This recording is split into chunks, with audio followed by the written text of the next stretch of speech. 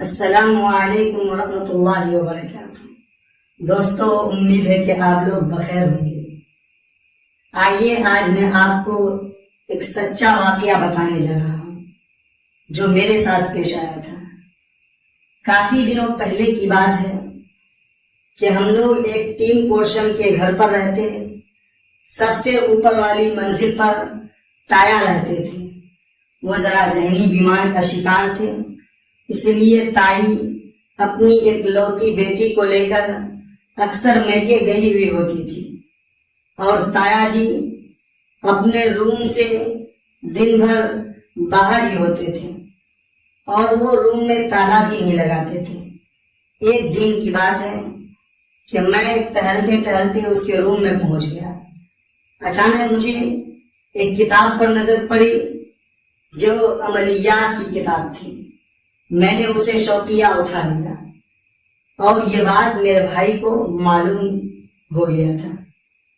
وہ کتاب میں نے اسکول کی بیگ میں ڈال لیا اور مجھے کچھ بھی سمجھ نہیں آ رہی تھی۔ بس اتنا پتا تھا کہ اس کتاب میں جن سے ملنے کا طریقہ لکھا ہوا ہے۔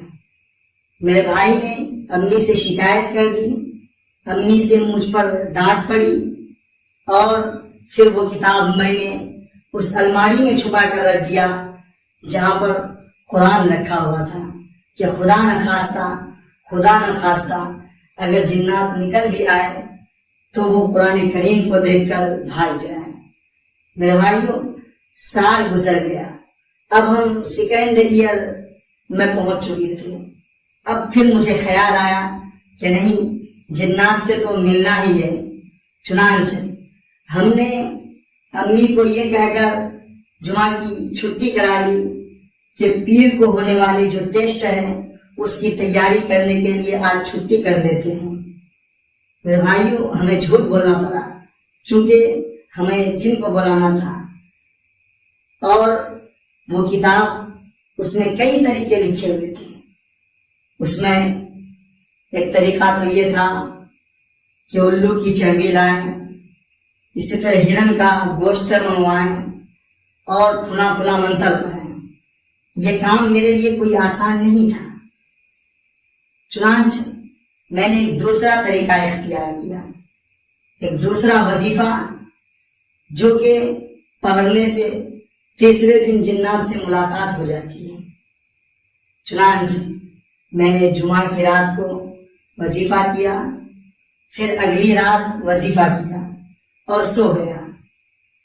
اچانک نیند کی حالت میں کیا دیکھتا ہوں کہ کوئی خوفناک چیز میرے پاس آنے کی کوشش کر رہی ہے۔